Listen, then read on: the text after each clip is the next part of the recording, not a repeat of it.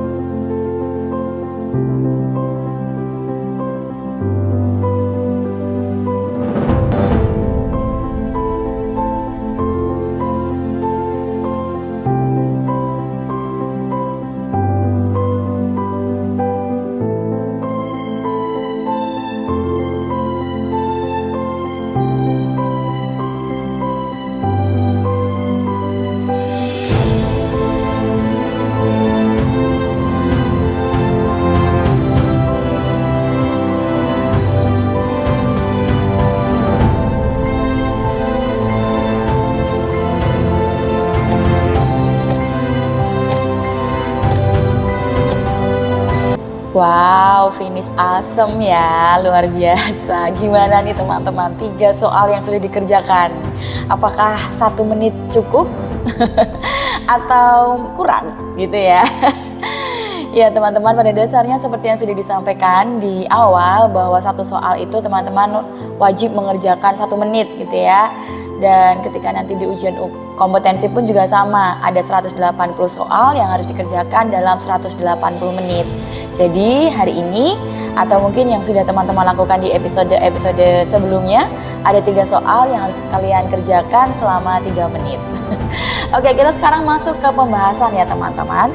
Kita masuk ke pembahasan soal yang pertama. Pemeriksaan indikasi kontaminasi bakteri pada komponen darah dengan metode Beck Alert 3 dimensi dilakukan dengan menggunakan botol kultur khusus yang akan diinkubasi selama 7 hari. Sebagai catatan teman-teman, inkubasi selama 7 hari ini memang sudah dinyatakan atau sudah ditetapkan oleh Permenkes 91 tahun 2015 gitu ya. Nah, kemudian pertanyaannya, bagaimana prinsip kerja dari metode tersebut gitu ya? Prinsip kerjanya bagaimana? A. Mendeteksi mikroba melalui media cair dalam bentuk botol, di mana pembacaan hasil melalui perubahan pada dasar botol setelah melewati batas inkubasi. Kemudian yang B. Mendeteksi perubahan warna pada botol kultur dengan ditandai ada atau tidaknya produksi karbon dioksida yang dihasilkan. C. Menggunakan perubahan kolorimeter atau kolorimetri. Kemudian yang D, berdasarkan sifat aerob dan anaerob bakteri. Atau yang E, menggunakan media khusus sehingga mampu terjadi perubahan warna pada botol kultur. Oke, nah sebelum kita menjawab pertanyaan soal nomor 1 ini teman-teman, saya ingin reminder sekali lagi terkait dengan prinsip kerja dari alat Beck Alert 3 dimensi gitu ya. Jadi alat Beck Alert 3 dimensi ini merupakan instrumen yang dapat mendeteksi mikrobia secara otomatis, oke? Yang memang dilakukan oleh beberapa unit transfusi darah yang sudah ada atau tersedia alat ini gitu ya. Nah, sistem ini menggunakan sensor kolorimetri sehingga dapat merefleksikan cahaya untuk mengetahui adanya kehadiran dan produksi CO2 yang terlarut pada media gitu ya.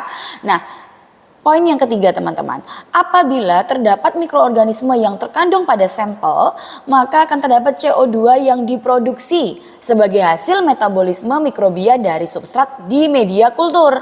Nah, sebagai reminder ya teman-teman, ada media kultur tuh ada 2 gitu ya. Yang pertama ada BPA, itu untuk bakteri aerob gitu ya, untuk mengkultur bakteri aerob. Sedangkan yang kedua ada BPN untuk mengkultur bakteri anaerob gitu ya.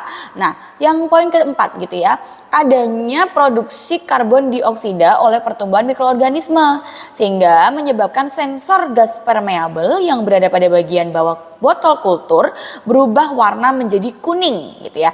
Nah, di sini ada gambaran seperti ini teman-teman. Kalau negatif atau kalau tidak ada bakteri di dalam kultur tersebut gitu ya, maka botol kulturnya akan berwarna hijau keabuan seperti ini.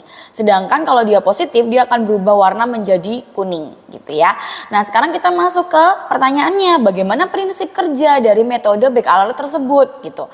Nah, menurut teman-teman dari apa berarti kalau kita melihat dari teori yang sudah pernah dijelaskan atau yang di-recall kembali? Betul, jawabannya adalah B ya teman-teman. Karena prinsip kerja metode ini untuk mendeteksi perubahan warna pada botol kultur dengan ditandai ada atau tidaknya produksi karbon dioksida yang dihasilkan. Kalau memang ada produksi karbon dioksida, dinyatakan bahwa ada pertumbuhan mikroorganisme sehingga botol kultur akan berubah menjadi warna kuning. Gitu ya teman-teman untuk prinsip kerja dari metode Beck Alert. Oke, sekarang kita lanjut di pembahasan soal nomor 2. Nah, di soal nomor 2 ini pembahasan tentang uji saring infeksi menular lewat transfusi darah. Oke, tujuan uji saring infeksi menular lewat transfusi darah atau IMLTD adalah menghindari resiko penularan infeksi dari pendonor kepada si pasien. Nah, uji saring darah terhadap infeksi paling sedikit wajib ditujukan untuk deteksi HIV, hepatitis B, hepatitis C, dan juga sifilis. Nah, salah satu metode pemeriksaan uji saring adalah metode rapid test gitu ya teman-teman. Meskipun selain rapid test juga ada dengan menggunakan ELISA, lalu menggunakan CLIA, dan yang terakhir dengan menggunakan NAT. Oke. Nah, apa kelemahan dari metode tersebut? Pada dasarnya di sini adalah metode rapid test gitu ya. Kita akan baca dulu pilihan jawabannya. Yang A, harga tidak terjangkau dan bukan merupakan gold standar pemeriksaan IMLTD. Kemudian yang B, hanya dapat digunakan pada kondisi infrastruktur yang belum memadai dan tidak dapat disentralisasikan ke UTD lain apabila keadaan geografi tidak memungkinkan. Yang C, pemeriksaan tidak menggunakan spektrofotometer sehingga kurang akurat gitu. Dan yang D, metode yang tidak memiliki sensitivitas tinggi, tidak akurat untuk membutuhkan waktu yang lama dalam mendapatkan hasil. Dan yang E bukan merupakan pengukuran immunoassay. Nah, teman-teman perlu diingat kembali ya bahwa metode rapid test merupakan metode yang memiliki sifat kualitatif. Apa itu sifat kualitatif? Sifat ini adalah sifat di mana tidak ada angka, gitu ya. Tidak menggunakan angka untuk membaca hasil. Nah, kalau ketiga metode di atas ya, yang ini ya, itu mereka menggunakan angka, gitu ya. Dan sehingga kita sebut dengan metode kuantitatif. Nah, rapid test juga punya kelemahan gitu kan. Selain dia memang digunakan untuk screening yang cepat, ternyata rapid test ini ada beberapa kelemahannya. Nah, kita akan lihat dulu ya untuk pilihan jawaban ini yang paling tepat yang mana. Kalau kita baca secara keseluruhan teman-teman, pada dasarnya pilihan ini semuanya hampir semua benar ya. Ini adalah kelemahan-kelemahan dari rapid test. Tapi di soal ujian kompetensi itu memang mengenakan jawaban-jawaban yang hampir sama dan bisa membingungkan para peserta tes gitu ya. Nah, maka dari itu kita harus tahu betul kelemahan apa dan jawaban yang tepat itu apa gitu ya. Kalau yang A teman-teman, harga tidak terjangkau. Kalau tidak terjangkau jelas tidak ya. Kalau dibandingkan dengan ELISA, CLIA dan NAT, rapid test itu jauh lebih terjangkau dibandingkan ketiga metode tersebut. Dan bukan merupakan gold standar. Oke, ini benar gitu ya. Kalau rapid test itu bukan gold standar dari pemeriksaan IMLTD. Oke, yang A kurang tepat ya. Kemudian kita masuk ke pilihan jawaban yang B. Hanya dapat digunakan pada kondisi infrastruktur yang belum memadai. Oke, bisa banget ya. Mungkin ada beberapa UTD di wilayah tertentu ya mereka belum memiliki alat untuk ELISA, CLIA, NAT sehingga rapid test sebagai metode screening di awal bisa digunakan untuk UTD tersebut. Lalu tidak dapat disentralisasi ke UTD lain apabila keadaan geografi tidak memungkinkan. Nah, ini justru sangat memungkinkan gitu ya, karena rapid test ini adalah alat yang paling sederhana dan paling kecil gitu ya kalau dibandingkan alat ELISA, CLIA maupun NAT, sehingga kurang tepat juga ya jawaban yang B. Lalu pemeriksaan tidak menggunakan spektrofotometer sehingga kurang akurat. Nah, ini benar juga ya teman-teman, karena kalau yang namanya screening kita tidak perlu bawa alat spektrofotometer ya. Jadi langsung dari sampel darah yang diambil kemudian diteteskan aja ke strip atau kaset dari rapid test sehingga langsung terbaca deh itu reaktif atau non reaktif gitu ya. Nah, ini bisa saja benar, bisa saja ya teman-teman. Kita ujikan dulu ke D dan E. Metode yang tidak memiliki sensitivitas tinggi, tidak akurat, dan waktu yang dibutuhkan untuk membaca hasil lama. Oke, kalau mungkin sensitivitas tinggi jelas ya, tidak ya, karena sensitivitasnya lebih rendah dibandingkan ELISA, CLIA maupun NAT. Kalau tidak akurat juga mungkin dikatakan iya karena tidak ada angka atau secara secara kuantitatifnya tidak terlihat gitu ya. Dan waktunya lama. Waduh, kalau ini mungkin salah gitu kan. Karena rapid test itu ya metode yang paling cepat untuk screening gitu. Namanya screening ya harus cepat ya teman-teman, sehingga kurang tepat untuk jawaban D. Lalu yang ke E, bukan merupakan pengukuran immunoassay. Waduh, ini jelas salah. Kenapa? Karena rapid test itu yang diuji apa sih teman-teman? Antibody ya, atau antigen target gitu ya. Sehingga itu juga jelas-jelas sudah masuk ke ranah imunologi gitu ya. Jadi ini pengukuran immunoassay ini tepat bagi rapid test. Oke.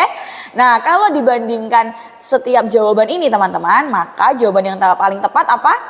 Betul, yang C gitu ya. Jadi kelemahan dari metode rapid test gitu ya adalah tidak menggunakan spektrofotometer sehingga kurang akurat. Meskipun kalau dibandingkan dengan jawaban-jawaban yang lain juga ada benernya ya kelemahannya apa. Tapi teman-teman juga harus selalu teliti terkait dengan pilihan jawaban setiap pilihan jawaban yang ada gitu ya teman-teman.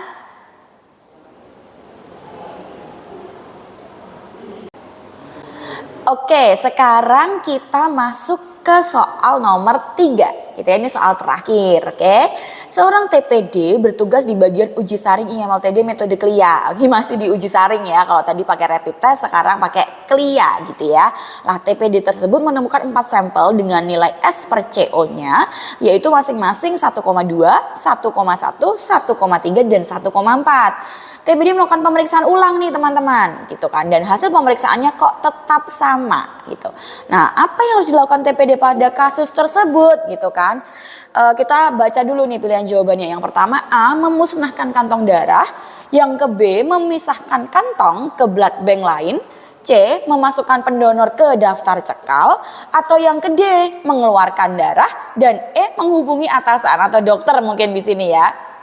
Nah, teman-teman, metode CLIA ini juga merupakan salah satu metode yang dipakai untuk uji saring IMLTD ya, kita tahu itu. Dan sifatnya, sensitivitasnya itu lebih tinggi gitu ya dibandingkan dengan rapid test pada soal sebelumnya. Sensitivitas dari metode CLIA itu sampai ke 98%. Jadi ini sudah sangat bagus.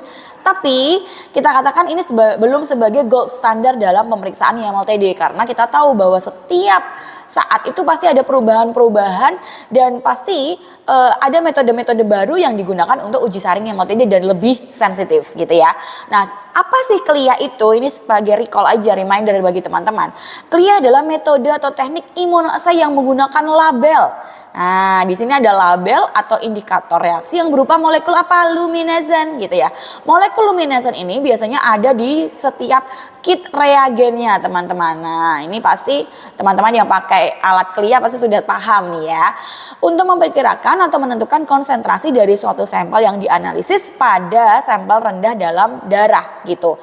Nah, sekarang konteksnya di sini di soal ini adalah nilai S per CO masing-masingnya 1,2, 11, 13, dan 14 gitu ya. S per CO itu apa sih teman-teman? S per CO itu adalah sampel atau standarnya per cut off-nya atau nilai ambang batas gitu ya. Nah, ambang batas pada CLIA kita tahu bahwa CLIA itu bersifat kuantitatif. Apa itu kuantitatif? Kuantitatif itu dia bisa diukur teman-teman. Diukur ada angka ya di sana atau ada angka. Nah, kalau nilai S per CO-nya di atas 1 gitu ya, ini namanya reaktif. Oke? Nah, kalau dilihat dari soal teman-teman, ini kan berarti 1,2, 1,1, 1,3, dan 1,4. Otomatis dia reaktif ya. Maka si TPD itu melakukan pemeriksaan ulang. Harapannya ya nggak reaktif gitu toh. Tapi ternyata kok pemeriksaannya tetap sama. Hasilnya tinggi di atas 1. Nah, ini berarti bagaimana nih ya? Apa yang harus dilakukan TPD gitu ya. Ini jelas sudah pasti paham semua harus ngapain gitu ya. Oke, jawabannya tepat. Dia harus dimusnahkan kantong darah yang reaktif gitu ya. Nah, reminder lagi ya teman-teman, kalau misalnya kurang dari 1 itu berarti dia non reaktif ya. Oke, nah bagaimana dengan 1 atau sama dengan 1? Ini bisa kita uji duplokan ya, kita bisa uji duplo karena ini bisa mengarah ke reaktif palsu. Tapi kalau memang dia lebih dari 1 gitu ya, itu sudah jelas reaktif dan perlu dilakukan uji duplo atau uji ulang dengan metode dan sampel yang sama. Teman-teman, apakah 3 soal yang sudah dikerjakan semuanya benar? Atau mungkin ada yang masih salah? Nggak masalah, tenang aja ya teman-teman. Kita masih ada soal-soal latihan ke depannya. Masih ada episode berikutnya untuk teman-teman bisa berlatih soal terkait dengan persiapan ujian kompetensi nasional di tahun 2024. Kiranya teman-teman senantiasa diberi kesuksesan ya, dan terus berlatih dan mempersiapkan diri sejak dini. Oke, demikian teman-teman untuk episode ke-12 kali ini. Semoga bermanfaat dan jangan lupa terus dukung channel TBDpedia. Dan jangan lupa untuk subscribe, like, komen, dan share ya. Sampai jumpa lagi. Bye.